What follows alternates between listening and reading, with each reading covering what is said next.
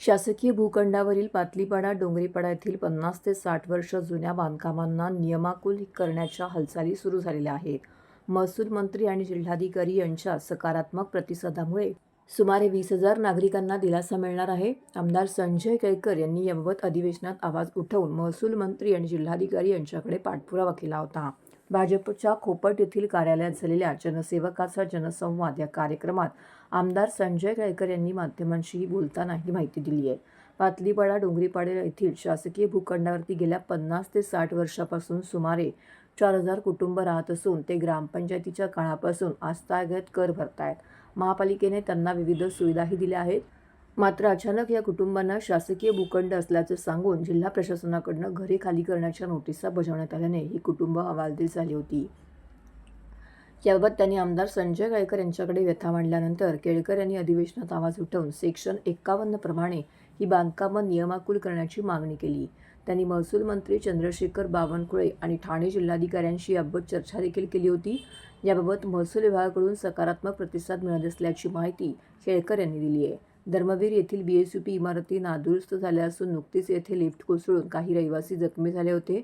या इमारतीची तातडीने दुरुस्ती करण्यात अधिकाऱ्यांना सांगितले असून लवकरच दुरुस्तीच्या कामाला सुरुवात होणार असल्याचं केळकर यांनी सांगितलं आहे.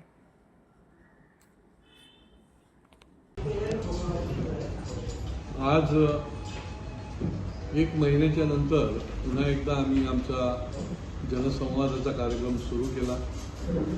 कारण की फेब्रुवारीच्या शेवटच्या आठवड्यालाच अधिवेशन सुरू झालं आणि पुढचेही 1-2-3 दिवस अधिवेशन चालणार आहे.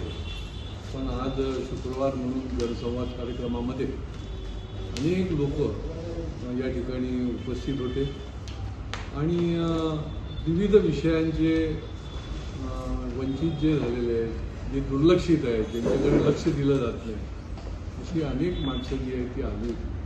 त्याच्यामध्ये प्रामुख्याने धर्मवीर नगरमध्ये ज्या BSUPचे इमारती बांधलेल्या आहेत, या इमारतीची वेळोवेळी इतकं त्याच्यामध्ये दुर्लक्ष केलेलं आहे की त्या ठिकाणी त्याची दुरुस्ती नाही, लिफ्ट बिघडलेले आहेत. आत्ता परवा त्या लिफ्ट जी आहे ती वरतून खालती इतकी जोरात कोसळली की त्या ठिकाणी लोक जखमी झाले. ते आज हॉस्पिटलमध्ये आहे आणि त्याच्यामुळे आपण लोकांना त्यांचं पुनर्वसन करण्याकरता इमारती बांधतो, त्या पण निकृष्ट दर्जाच्या असतात आणि त्याच्यामुळे त्या इमारतीची देखभाल दुरुस्ती तातडीने सुरुवात केली पाहिजे अशा प्रकारचं मी महापालिकेला आग्रही मागणी केलेली आहे.